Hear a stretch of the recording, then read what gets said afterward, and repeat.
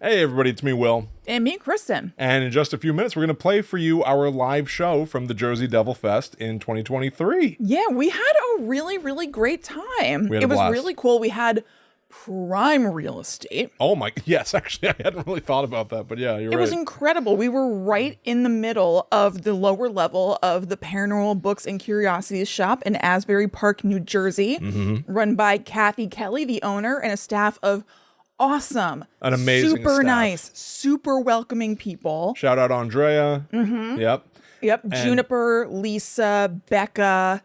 I can't remember another gentleman's name. Well, we may never know. Another person's name. Yeah. Sad to say. Yeah. But no, we were asked if we wanted to be outside with all the other vendors or, and this I think was because like from like a social standpoint, maybe it would have been nice to be with the other vendors. Sure. But there was a crucial mistake on their part. They said, or we could just make room for you here inside the shop. And we went, that'd be great. Inside. You say? Yes, inside. Shielded from the elements? Are there two better examples of indoor kids? I think not. Than us, no. Yeah. So we were sitting right in front of a little TV. We were able to plug in and like display our artwork. And anybody who walked into the shop, we were sitting right there with a cookie eating grin on both our faces. Definitely. Also, let me set the scene for you a little bit as to what this shop looks like. Yes. So bookcases on like either of the left and right walls that are chock-a-block full, one totally full of books, one with books, and then kind of like different sorts of items. So there are a bunch of tarot cards and oracle decks, lots of crystals, lots of, let me see, what else was there? I don't know, like anything that you can think of, basically, that's like anywhere in the realm of something paranormal or mystical, whatever. I heard from multiple people, and I think we even said the same thing. Like, I wish this was the vibe of my home. Oh my God. It's painted like a dark sage green. The bookcase has a rolling ladder that you can use, like in Belle's Library and Beauty and the Beast. Just everywhere you look, there's something cool. Like even in the corner that we were in, there was a big, like old timey, what do you call this? Like a light on the street? A street light? Yeah, street light, yeah. Yeah, I don't know. Just everywhere you look, there's something awesome that you wish you had. Vibes. Yes. Yeah, haunted Victorian vibes. Yeah, and then a table down the middle that has even more awesome stuff like amulets, more decks, there are t-shirts, there's artwork. And then a couple of grinning goobers in the corner giving out candy bars. Yeah. Yeah, it was great. Would you like a full-size candy bar? Super fun. Saw a bunch of really interesting people, made some connections, I think. But we were there for business, Kristen. Business. Yes, of course. Friday night, as we've talked about on the show in the run-up, we were on the film panel for the film festival portion of Jersey Devil Fest. Right. And I have to tell you, I loved it. It was wonderful. We were sitting in the front row of a little indie movie theater in Asbury Park, the showroom. I got a thing of popcorn that was in like the old-timey container that you think of popcorn being in, like vertical red and white stripes, scalloped edge. Yes, when do you see that? Kristen, my Bunch of Crunch looked like it could have been from some other era of opulence and glory. But so it was like 2-something hours of all of these indie films, and like shorts. Some of them made me laugh so hard. Shout out to Krampus on Campus. Krampus on Campus. As well as Magda and Magda 2. Oh my God. That doll ain't right. That doll ain't right. There was, this was so good. There was on display not only the prowess of independent filmmakers, but some like colorful oddities, I would say. And so one of these short films was as if it was a trailer for a movie about a killer doll. But because it's so low budget, it's like just somebody clearly holding a baby doll toy, like, and peeking around the corner with it. Yeah, and they're like intentionally letting you know that that's the thing. That's the charm of this trailer. And then on-screen text just being like, "That's right, she's back." You know, it's like, what? Magda is back, and then it just bam on the screen. That doll ain't right. Yep. Boom. Oh, crusher. Brought the house down. I mean, we were big fans of Magda on sighting one, because first there was just a trailer and we're like, fine, a minute or less in, out. Great. We love Magda. Yep. We didn't know that a little bit later in the fest, the trailer for Magda 2 would be coming at us. What a treat. We were so surprised. We were so delighted. Another short film was a sequel to the first short film. That's right. And that doll still ain't right. That doll still ain't right. Oh, it was what a delight. But you brought up Krampus on Campus. Yes. This what the filmmakers behind this piece had guts. Oh, gusto, moxie, and joy in filmmaking that really came through the screen. So this was they a were group students? of yes, it was a group of high schoolers in I guess like drama class or I guess, don't know, yeah, film class. I don't not know. really sure, yeah. The teacher was there and he talked a little bit, but I don't think we really got like. At least I don't remember what the deal was. No, because I was asking questions, and I had asked questions of some of the other filmmakers, because I was saving the teacher, knowing, like, the students are not here. He was like, yeah, you know, he's got this smile on his face, like, he knows what's going on. He's like, yeah, I tried to get them to come, but, you know, it's teenagers. a Friday night, and they're teenagers out having fun. Can you imagine, like, they goofed around to make love this that. movie, Krampus on Campus, and then by some crazy twist of fate, it's screening in a movie theater, and they're like, I think I'm going to be, you know, down at the Burger Hut to get a malted instead. Right, exactly. I'm good. Well, he said it's been in multiple film fests. That's right. So I guess they're like over It's it. old hat by But who now. knows? Maybe they didn't even go to any of them. Or they're like, Maybe. no, I'm going to go down to Lover's Lane to Neck. Too cool for school. And you But know this what? Yes, thing- they were. They were like barely school boys. suppressing, yes, like barely suppressing smiles during some of it, which genuinely made it so enjoyable. I loved it. I really was like, we were laughing. Yes. So Krampus is going to attack these kids and mostly just drag them away off screen. Yeah. But there's like a scene where all the teen boys are around a table, sort of like being like, what do you mean you don't believe in Krampus? And then somebody else interjects, what, are you just like naughty all year? So Like, awesome. What a great line. I know, it's great. Krampus on Campus. I tried to find it online, by the way. Could not find it on YouTube. I think that it's staying exclusive to the film festival circuit for a while. You know what? Good for them. Before they get their Criterion release. Of course. I loved it, and more than loving the individual movie, I loved that the kids who made it were not there. Yeah, me too. That's such a power move. And that their teacher was just there smiling. Yeah, he seemed to be having a great time and knowing this is just like a silly, fun thing. It seemed most joyous. Yeah, it definitely did. So it was really, really cool overall. It was a blast. Yeah. And then we ended up going into the basement of the Capitol. Yes, Capitol Line. Capitol Line. It was like a cool hip eatery. Yeah, and then they have a performance space in the basement. And so we did a live guide to the unknown for the first time in years. Yeah. Mildly attended.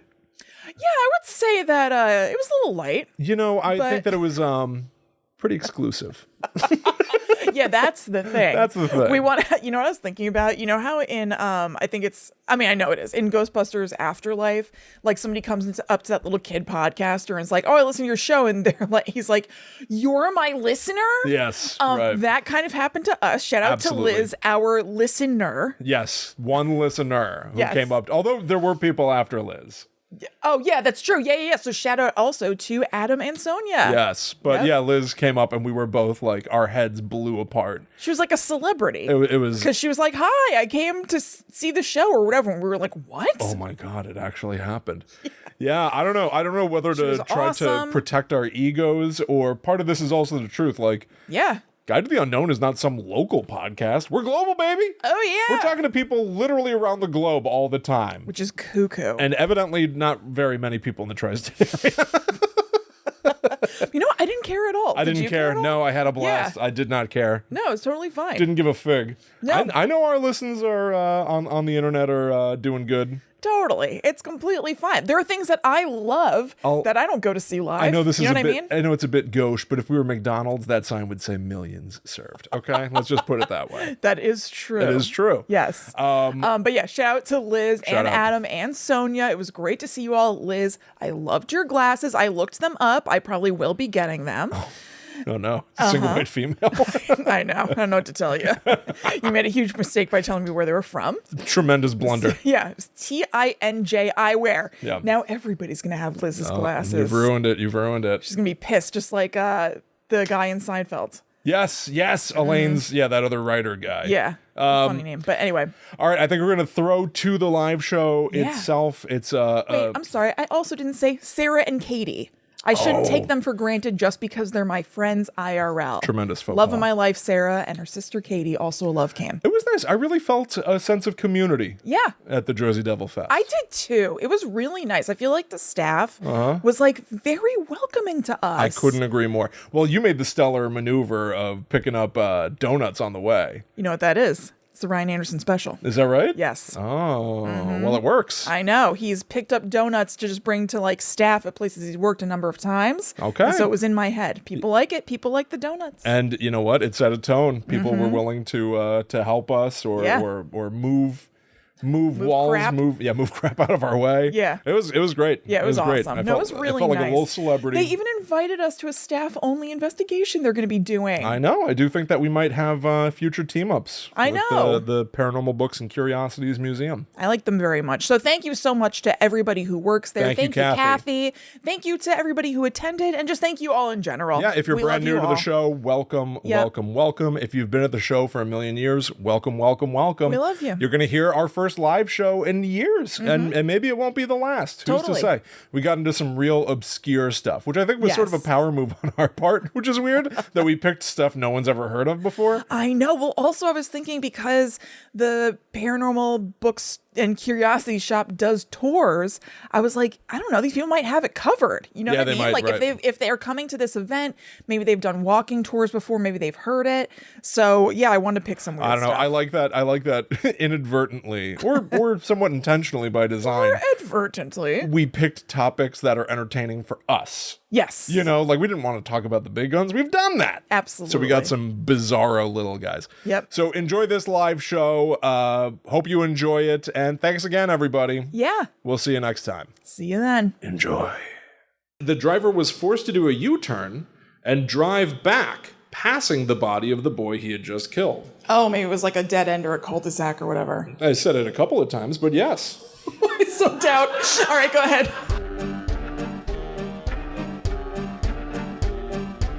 Hello, welcome to Guide to the Unknown. I'm Kristen. And I'm her little brother, William, and we are coming to you live from the Jersey Devil Fable Festival 2023. Thank you all so much for being here. Yeah. Thank you, thank you, thank you.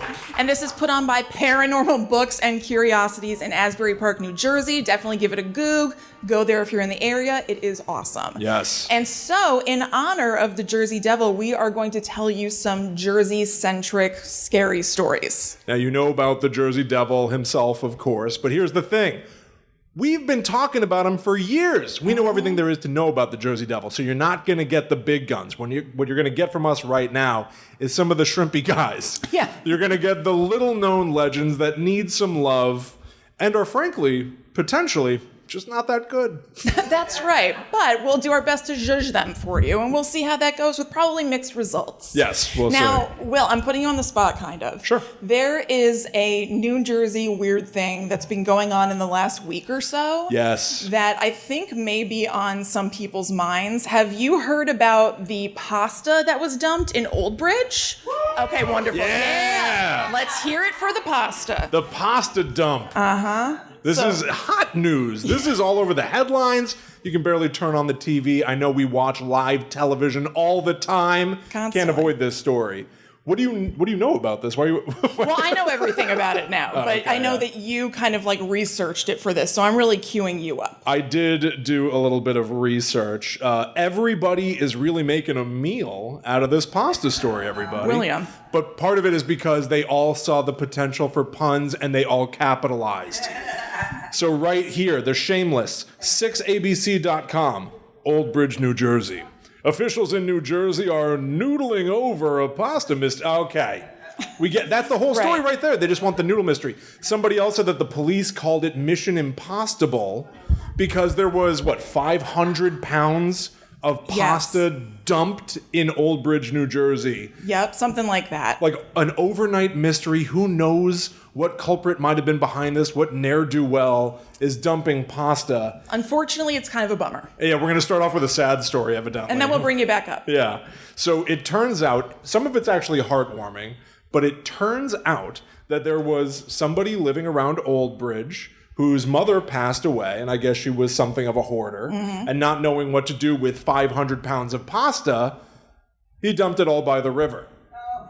Now, big interesting mystery for us. I know that you thought the same thing. Yes. Did he dump cooked pasta or was it dry and crumbly? Now, here's what I have found. It was dry and crumbly, but we experienced some heavy rains in the central Jersey area, and the pasta plumped up with the water. Yes. It doesn't just plump when you cook it. It plumps when it's exposed to the elements. That's right. But that's another great cooking tip that you can take home for free.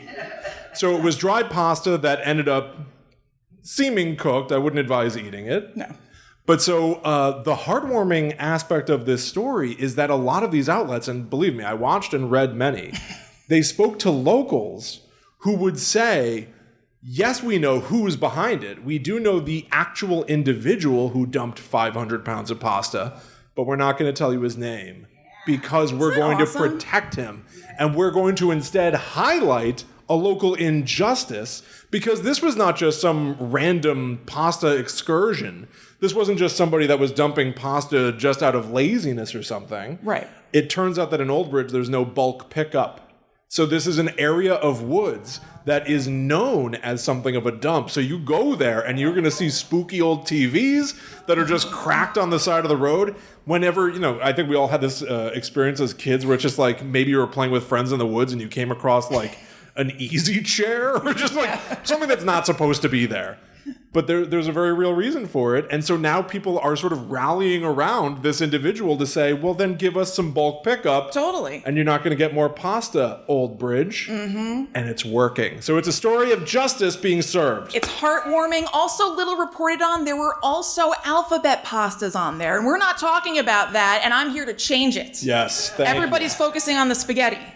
Yes. All right, so now let's head on over to Newark to talk about the Newark Ghost Train.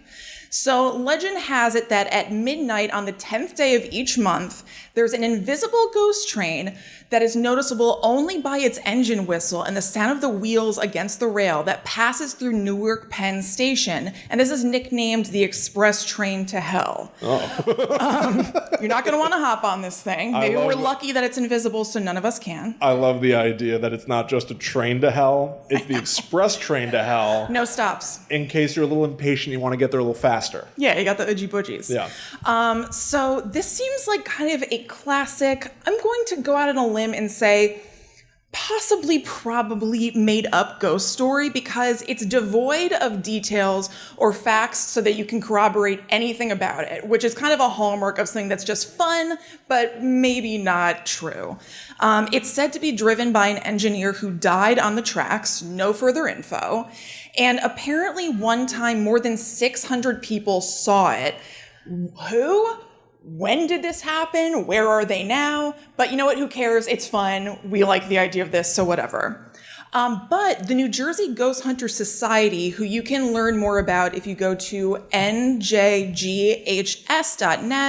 investigated it back in 2001, and they recorded the sound, which you can hear on their website if you decide to go check it out. And member David Roundtree documented his experience there on the site by saying this. What seems like a steam locomotive train moving through the station he's saying what seems like a steam locomotive train moving through the station at a good clip. I was on the platform for track 1 and the sound was coming from the area of track 5 inside the station. There were several people on the platform with me that were waiting for the Amtrak train to DC. They were all somewhat mystified as there was no train to match the sound in the station. So the sound file that's on the website, of course, unsurprisingly, sounds like a train hooting its horn and moving down the tracks. Sounds like a choo-choo. Right. Yeah. It's choo-choo-esque. And now, is this the sound of a ghost? Hard to say, but maybe you can hop yourselves down to Newark Penn Station next week and decide for yourselves because May 10th is this coming Wednesday. Oh my God. Mm-hmm. Wow. Right. So a ghost train is sort of a classic of the paranormal world, but I've never really understood why would an entire train become a ghost. You think about an individual. I know. Why is it that the story doesn't even make total sense to me? Like a conductor died on the track. Right. And then therefore a ghost train was formed. Yes. Why? Why isn't it just the ghost of a conductor? What made him so special that he's not just a conductor wandering the rails, but he gets a whole locomotive? This is my question. He can conjure an entire vehicle for himself? Right. Unclear, and I don't think we'll ever know. We may never know. We may never know. Yeah. All right. I'm going to talk about something now that I had never heard of before. I mean, frankly, I guess I hadn't heard of any of these. This is something referred to as the bloodthirsty spook rabbits. All right. Now, this is not just ghosts. These are a menace that I think we all need to know about. Bloodthirsty bunnies dwell along a hill in Harmony Township, reports NJ.com, attacking hunting dogs to avenge the deaths of fellow cottontails. They didn't say that and you did, right? No, they did say that. Oh, really? Oh, okay. That's actually in there. Fellow cottontails. That sounded like you. Even the most sharp-eyed sportsman cannot kill these hopping predators, locals say. A New York hunting columnist first reported the spook rabbit phenomenon in 1891. Now, I want you to listen to this and tell me if you think it might be a little flimsy. Okay. All right? He ventured out into Harmony and fired at the elusive critters for more than an hour, failing to hit a single target. Proof. Right there. He might not just be a bad shot. He remained skeptical, however, explaining that rabbits were protected by dense undergrowth. So, what was going on in the late 1800s is that these hunters would go out and they had hunting dogs that I guess are supposed to sniff out prey. And the dogs came back without having found anything, and they have little scratches on their noses. So they assumed what we would all assume, monstrous, bloodthirsty spook rabbits. Checks out. No joke, it is a little more than that. Somebody did acknowledge, there was thorn-laced shrubbery along those same trails, but there's no way that had anything to do with any of this. That can't scratch a nosy. So I poked a little bit around to try to corroborate this story for myself, and it turns out, horrifyingly, according to iflscience.com, evidently bunnies are sometimes carnivorous. We think about them eating carrots. Yeah. We do traditionally think about them eating carrots. All day, every day. Yeah. But they're not only carnivorous, sometimes cannibalistic. Oh. Did you know that? No, did you? No, I did not know that. Yikes. No. And to that end, I did find a horror movie, if you want to enjoy this in the privacy of your own home, called Night of the Lepus. Has anybody heard of this?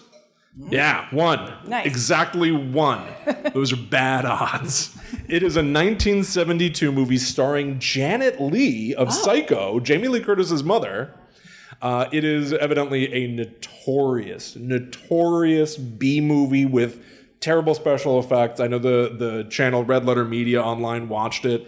It is a hilarious mess. The idea is that these bunnies end up growing to enormous size, and they're attacking. So it's sort of like a Night of the Living Dead, where everybody's sheltered inside, and there's a bunny that's breaking and trying to get you. How did they shoot it in the 70s? Well, they put adorable bunny rabbits on an adorable miniature set. So whenever Janet Leigh is like, my God, they're trying to come inside, and then they cut to out what's going on outside the house, it's like adorable bunnies playing around dollhouses. That's amazing. Little Sylvanian family bunnies just doing their thing. Yes, exactly. And they put that out as a movie, and you can watch that if you want. Technically exists. But that was one of the big examples of evil bunnies. Aside from, we've covered otherwise on the show a lot of Easter horror. There's way gnarlier stuff out there. Yeah. But Night of the Lepus is a creature in and of itself. It sounds like it. Weird. All right, so we are going to hop over to an area that isn't so far from where we are in Asbury right now to talk about a haunted Tom's River home. So, do any of you guys live in Tom's River or near? Oh, nice. Okay, she's probably safe. She's probably fine. Yeah, hard to say. So there was a paranormal and legal battle that played out on the national stage when the renters of a home in Tom's River fled after living there a week, so shades of Amityville, and sued their landlord for not informing them of the ghosts that they would be cohabitating with. They went on the People's Court with the Honorable Judge Marion Milan presiding. What? I also was at the People's Court one time. What? I wasn't on it. I know. I knew you wouldn't know what this is. I wasn't on it. I used to be a hairdresser, and when I was in cosmetology school, one of the teachers would take any tiny opportunity to have us do a field trip. So we went and we were in the audience of the People's Court, like with the guys that we were going to talk to the makeup artist afterward and like learn something, and we never even did. And it was a really boring case where one neighbor was pissed at another neighbor because some nuts or seeds from their tree were landing on the guy's car. I don't even remember the outcome. I'm sorry. I'd be infuriated. He seemed pretty cheesed. So before I tell you the verdict in this ghost case, here are the facts, and maybe you can decide for yourselves. So in the course of living there for a week, the tenants, who were a couple with 2 children, would find their clothes flung from the closets and strewn all over the floor. On their own, doors opened and closed, and light switches turned on and off. They heard mysterious footsteps as well as unintelligible whispers. But the last straw were the strange rumblings that they could hear coming through the vents up from the basement. So they got the hell out of there, and they began legal proceedings against the landlord, who then countersued them for breaking the lease. And the family had NJ Paranormal, which is a local paranormal group. Yeah. I know. Come to investigate, and they found, the founder, Marianne Brigando, told the Asbury Park Press that they found it to be, quote, an active or intelligent haunting 1 level above a residual haunting. Wow. So residual hauntings, in kind of the categorization of these things, are hauntings where somebody is kind of like stuck in a loop. So if somebody lived in the home, you might see a ghost always going up the stairs to their room, and they're just constantly doing this over and over again, and they're not aware of, the other people around them. It's like a moment is stuck in time. Yeah. Right. And then intelligent hauntings are ones where the ghosts know that you're there and can interact with you or whatever. So what did Judge Millian say about this? She ruled against the family, saying against which family? The family against that was the renting? family who was renting, yes. Oh.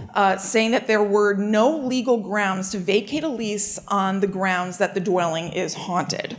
However, she ordered the landlord to spend 1 night in the home to see for himself, and he was never heard from again. That's not true. There was just no follow-up, so I don't know what happened. There's no follow-up, yes. Yeah. Who knows? Anything might have happened then. Right, exactly. That doesn't sound... No, that doesn't sound legally binding. That's a little razzle-dazzle for TV. Absolutely. That's like on Seinfeld, where they're like, you were ordered to be my butler. Right. Like, right. what? Spend 1 night in the very house that you own. Yeah, I don't think it would hold in a court of law. You got me, Judge. All right. Okay, I'm going to talk about something that I think is sort of beloved now, though I don't know. Maybe you know about this one. Okay. Or some of you. The Sussex sea serpent, or Hoppy, the Hoppet-Kong monster. It has many names, as urban legends tend to. Evidently, this is a creature, like something of a cryptid, that first appeared in a newspaper called the Lake Hoppet-Kong Angler in 1894. The article was titled Lake Hoppet-Kong's Sea Serpent, and it described this creature that was in the lake. It had the body of a snake. Okay? Sure. It had the head of a Saint Bernard. That's a twist. That's a big twist. That's that dog that usually has that little barrel around its neck. Yeah, or it's Beethoven. Yeah, Beethoven. Mm-hmm. Yeah, it's Beethoven with a snake body. It was said to be spotted near the inlet to the River Styx. Oh. Sidebar. It was spotted there? How did you see that? Evidently, the River Styx is near Lake Hoppet-Kong in New Jersey, which I also didn't know. Good to know. So this article from the 1800s goes on to say, several shots have been fired at it. One man asserts that he hit the head of the supposed serpent with a ball from his .38 caliber rifle, and the bullet rolled off like water off a duck's back, without even making the monster wink.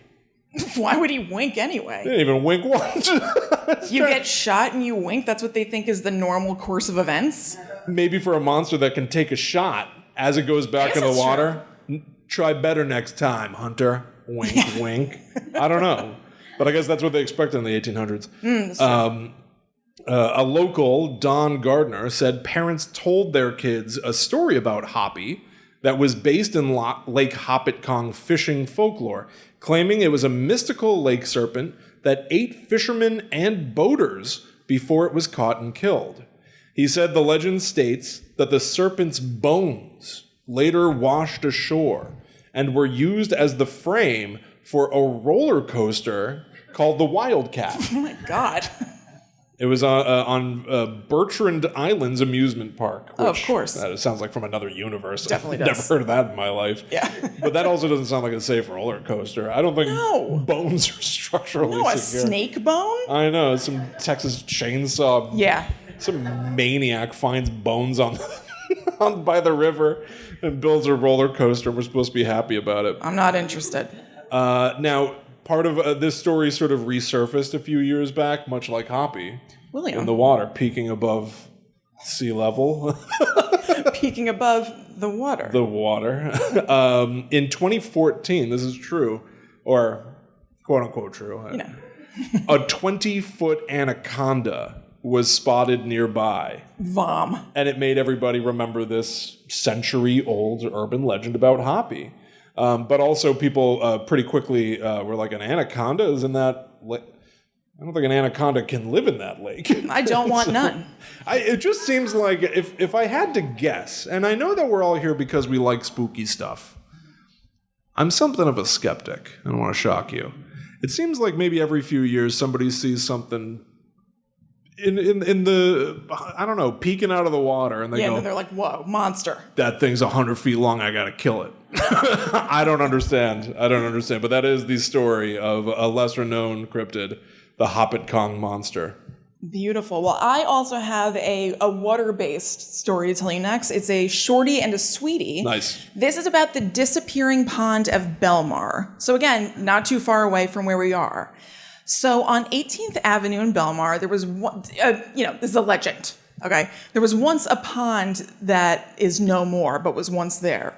Apparently on a cold night, there was a huge flock of geese that landed in the pond, only for it to freeze overnight, locking them in place. What? But geese are known to be resilient birds. They can do anything. They can poop all over any field. Very impressive. Over and over again. And these birds flapped their wings so hard and worked together so beautifully that they got out of their icy prison by carrying it with them. Their teamwork was such that they all rose together to fly away with the pond still stuck to them. Together we rise. Together we rise. They popped it right out like a homemade popsicle from a mold.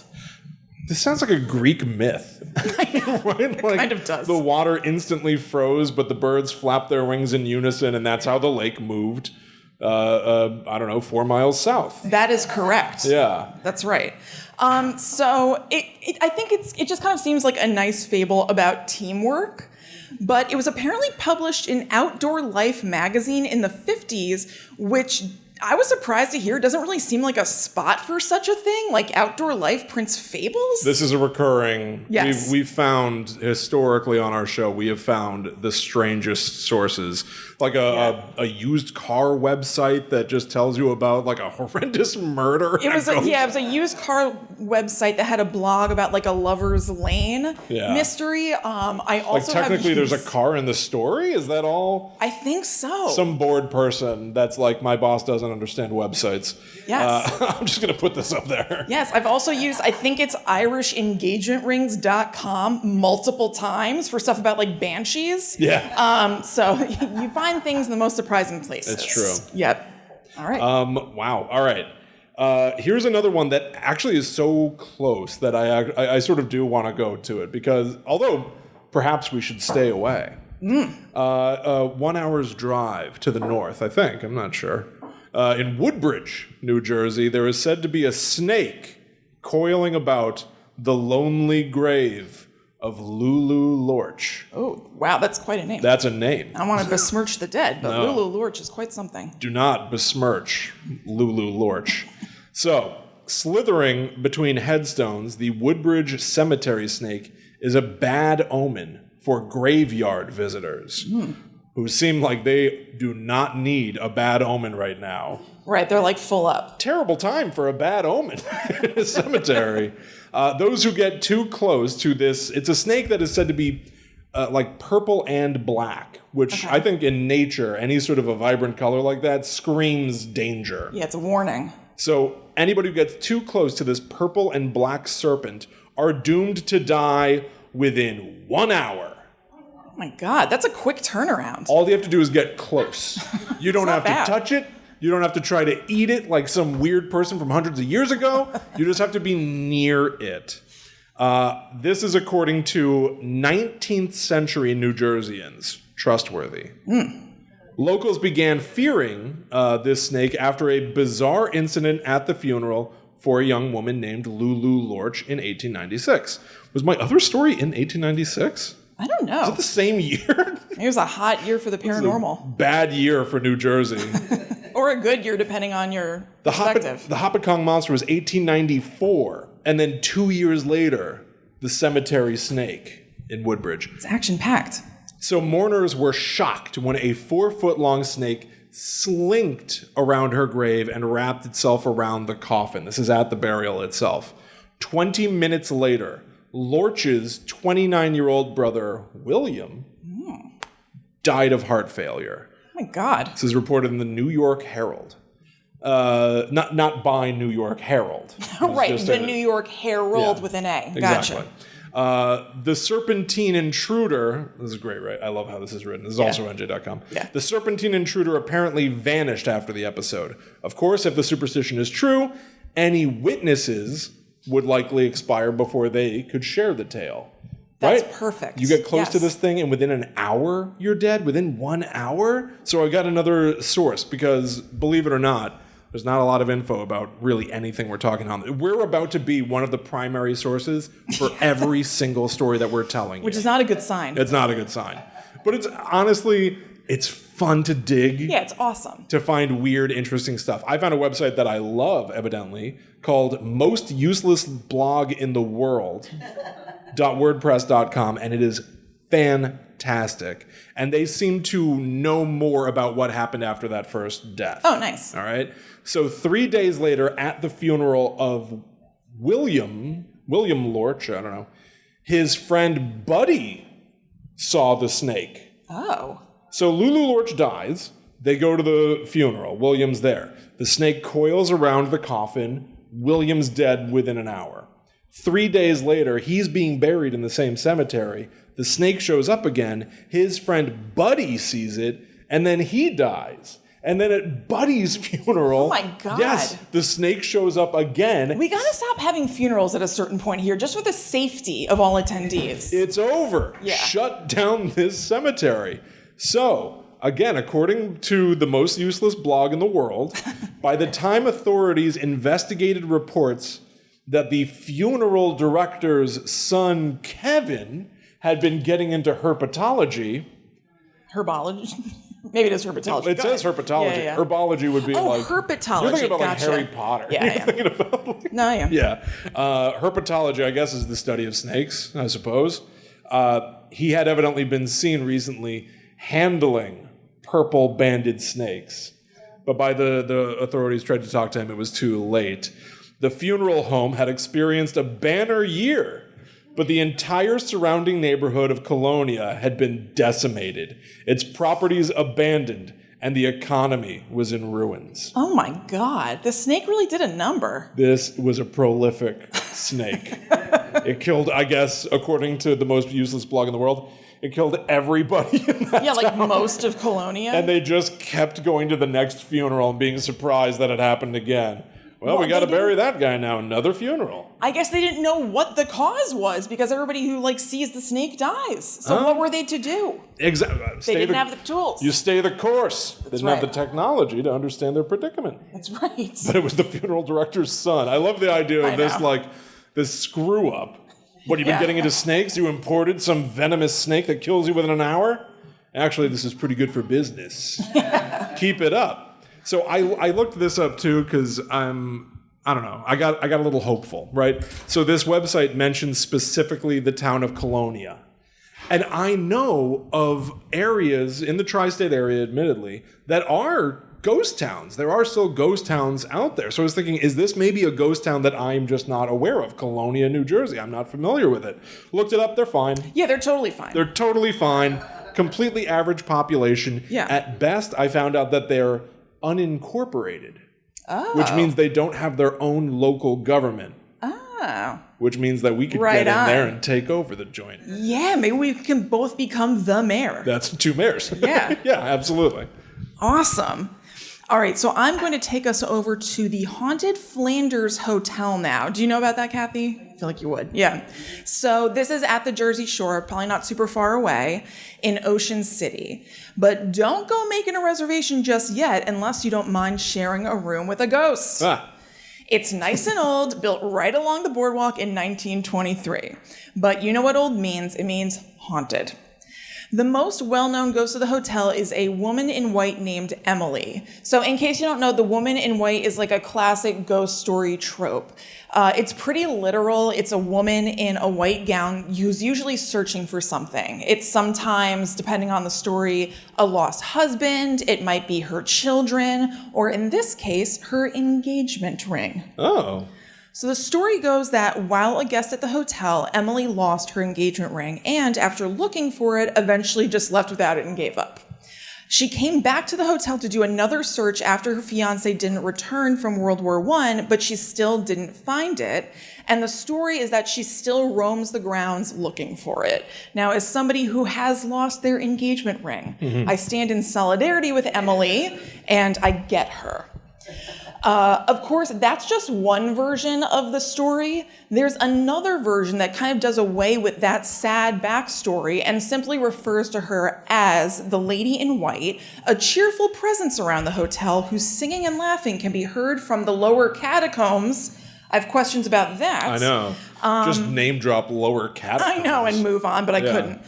There's a separate legend that says that meetings between crime bosses took place in these catacombs. They have to literally meet underground. Yeah, basically. We go down here because it's spooky. Yeah, and it'll be awesome for somebody to read about later. It makes me feel cooler. That has to be part of some of their decisions, because why is everything so, ugh? Some of it's just because it's cool. Criminals are a superstitious, cowardly lot. And perhaps a little vain. They have those nice pinstripe suits for a reason. There's, they could be in their jammies. Pajama rich, they call it, where you just don't have to wear anything nice, because who cares?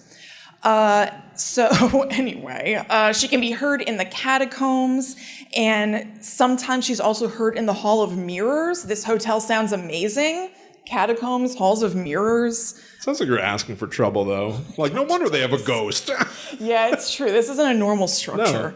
No. Her apparition once appeared in the photos of a wedding that was held there. So maybe there's a bit of a thread to that other marriage-based story. Yeah. Maybe somebody heard one of the stories and got it mixed up with another one of them, and then they just sort of merge. Totally. So in this happier version, she's a little bit more of a free spirit, and a framed painting of her barefoot in a white dress with long hair lives on the second floor of the Flanders Hotel. Oh, that's cool. Yeah, isn't it nice? I like love that. It's really nice looking too, if you want to look it up. And use promo code GTTU. Yeah, right, to Google a picture of this woman for free. Yeah. So in either story, whether it's the lost engagement ring story or this other one, she's said to be a non-threatening presence, and the hotel's restaurant is even named after her, Emily's, which really? I love. Oh, that's cool too. Yeah, I like that. Mm-hmm. Especially because there's that thing of, they say that you die 2 deaths. Yeah. Right, when you actually die and the last time someone says your name.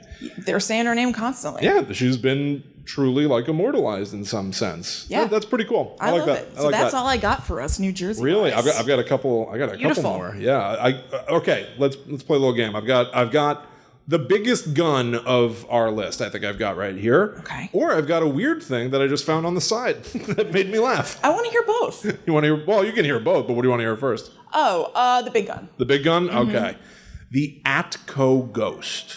Does anybody know about that one, Kathy? I mean, of course you do. It's a foregone conclusion that you know about all these. Exactly. So the Atco Ghost, there's south of us here is a town called Atco, and the Atco Ghost is the ghost of a child. Now, in some ways, this is a very classic kind of ghost story. There's like a ritual of how you might be able to drive there and see the ghost step out into the road in front of you. The story itself talks about it was Christmas night, and a boy was out playing with a basketball he got as a present when a driver came speeding down his dead-end street. The driver hit the boy and runs, only to come to the end of the road because it's a dead end. And then they make a point of saying this, which I thought was interesting. The driver was forced to do a U-turn and drive back, passing the body of the boy he had just killed. Oh, maybe it was like a dead end or a cul-de-sac or whatever. I said it a couple of times, but yes. So doubt. All right, go ahead. Proceed. I will.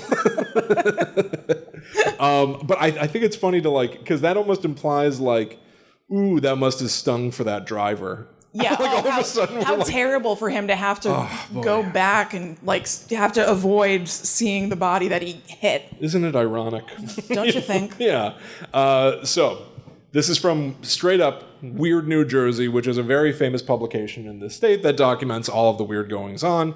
And I'm going to get into a lot of stories that were sent in to them by listeners who claim to have encountered the ghost. But here's how they start to set up this sort of ritual. If you want to see the ghost, you drive down the street, and this is Burnt Mill Road in Atco. You drive down the street, head straight towards the end of the road. When you reach the end, do a U-turn and pull your car up to the part of the street where there's a crack through the asphalt from one side of the street to the other. Don't worry, they never pave this. These are evergreen directions. Great. Stop at that line and honk your horn 3 times and flash the lights 3 times. Then sit in darkness for a bit. Now, this sounds fun and scary. I know, because like all this is really for this is ultimately for like teenagers and young adults to go to this environment where you know there's supposedly a ghost, and you might be the friend in the backseat that's like, I really think we should go home, guys. Actually, I'm a little sleepy. But it's just to get you into an environment where it's dark and quiet. So you turn off the lights and you're sitting in the pitch black because it's fun to be scared. Yeah. Being scared is a good time. But I also learned that specifically the honking of the horn 3 times, flashing of the lights 3 times, this was interesting. Supposedly, this is how cars would signify the start of a drag race. Oh. So I guess in some sense, I don't know why this would be relevant to the child ghost themselves. Yeah. But some idea of like, there's a car here and it's about to gun it, right? So then you will see the figure of the boy begin to cross the street, dribbling a basketball, but it's all happening almost in slow motion. Oh. Which is another sort of thing. Yeah. You talked about residual haunts, where it's one event that sort of is repeating itself, like a GIF or something. Yeah. Versus, what's the other term? I think intelligent. Intelligent haunting, where it sort of is like, this is, a person who's just existing beyond life. But this is sort of in the in-between. Yeah. Moving in slow motion. It's just so strange. But I do have some other interpretations of a motivation for the Atco Ghost. So, this is an addition to that sort of core story that came in from a reader of Weird New Jersey named Manning L. Krull, who adds that the boy is not just walking across the street, he's walking toward you. But it's unclear to me, because all he says is he's walking toward you. So, okay, to what end? Yeah, right. So what, he keeps, and then you just sit there while he gets to you? What happens then? And then what happens, yeah. So another reader, Scott, adds that he is specifically looking at your car to see if it's the one that killed him. Oh. Which is scary. That is scary. But then it also turns the gears of like, to what end? Right. What is he waiting for? Like, if it were the car, what happens what would then? happen? And is it another just sort of like tragic concept of like, in all likelihood, it will never be that car. Also, it will never be the car because they're not going back to the scene, and now so much time has passed. I feel like that also shares some DNA with like Lady in White or Woman in White stories, like the idea of a ghost just searching for something eternally that it probably can never get. I think that we kind of love those sorts of stories. Yeah, I wonder if it has something to do, because ghosts themselves are sort of like the antithesis of the typical afterlife that you think of, whether or not you believe in, reincarnation or going to heaven, or being a ghost meaning that you just sort of hang out here on Earth. These are almost like horrific cautionary tales of like, if you do die in a tragic, violent way, you might become trapped here. Right, this could be you. You could be stuck rather than getting to move on. The Atco Ghost is sitting here waiting for the 3 beeps. Then it goes, oh, I'm up. Yeah. It's my time. So another listener, Kyle, had an interesting experience that speaks to the notion of the child just walking toward you. He says, quote, an image of boy did walk towards our car. I love just like the typos that we all make, obviously, but it's so funny when you're reading it from the outside. We honor your typos. We read them. Oh, I am your typos. As they are. Yeah. An image of boy did walk towards our car, but never actually made it. It was as though he was walking in place. So that itself is interesting too, because it's like this, like, I don't know, moonwalking. Just like walking forward but never actually advancing. Yes, which is symbolic in some sense. Yeah. It also feels like that common nightmare thing of running and feeling like you're never actually running fast enough, or you're stuck in quicksand, you can't quite get there. So, what's the deal? Thankfully, News 12, the Bronx, investigated the Atco Ghost. They sent a reporter, and he's really not, he didn't know. He wasn't sure. Thankfully. He reported essentially everything that I told you, and then he goes, now there are rituals where you might be able to summon the Atco Ghost. Unfortunately, there are so many variations, I wasn't sure what to do. We're just not going to try any of them? Didn't do it. What a bold move. Like, why even mention the rituals then? Because it makes it sound to your bosses like you went there or something. Yeah, I guess you're and right. then you really went to the movies that day or something. I don't know. That's like a boss move. That guy must have alpha energy to be like, so there are a number of different rituals, but I didn't try any of them. You got a problem? Eat it. Yeah. Very Bronx. I'm out ski. Stereotypically. Yes. Yeah. But it did make me think. We had Unsolved Mysteries, obviously, right? Robert Stack and his super cool duster talking about mysteries. And we've certainly had a lot of paranormal investigation shows. But I want a news anchor vibe of like, and now I'm going to try the elevator game. They say if you push these buttons, love that. and then just see what nothing happened again. Tune in next week. I want to watch that. Wait, What's what? that? Sightings. Sightings? Oh, I don't know about that. The newscast, and that's how they did it, exactly like that. Oh, Kathy Kelly is reporting from the field. That's sightings. This just it's a in. show. Yeah. It already exists. It already exists. And it's called Excellent. Sightings. All right. Well, you know what? Our wish was fulfilled. It was. Which I'm It fine was. with. Yeah. All right, and I think the last thing that I'm gonna talk to you about now is a short. Don't. I'm liking what I'm seeing on this screen. It says Rip Van Winkle. It's the story of Rip Van Winkle. Did this take place in New Jersey? Yes, I get. Evidently, I don't know. It happened in 1909, over 100 years ago today. My God. Probably not. Yeah. So, I found a group on Reddit all about odd news in New Jersey. I don't know if you're familiar with like the concept of like Florida man. Florida man arrested again for blah, blah, blah, blah, blah, blah, blah. They were trying to make Jersey man happen, and it didn't seem like it really took off. Oh. But so New Jersey man had one story that made sense, and the rest were actually pretty horrible. But say pretty upsetting. New Jersey man's up to some bad mischief. Yeah. So the user Kittens and Puppies linked to an article from the Gettysburg Times in 1909. I read the actual article from 1909.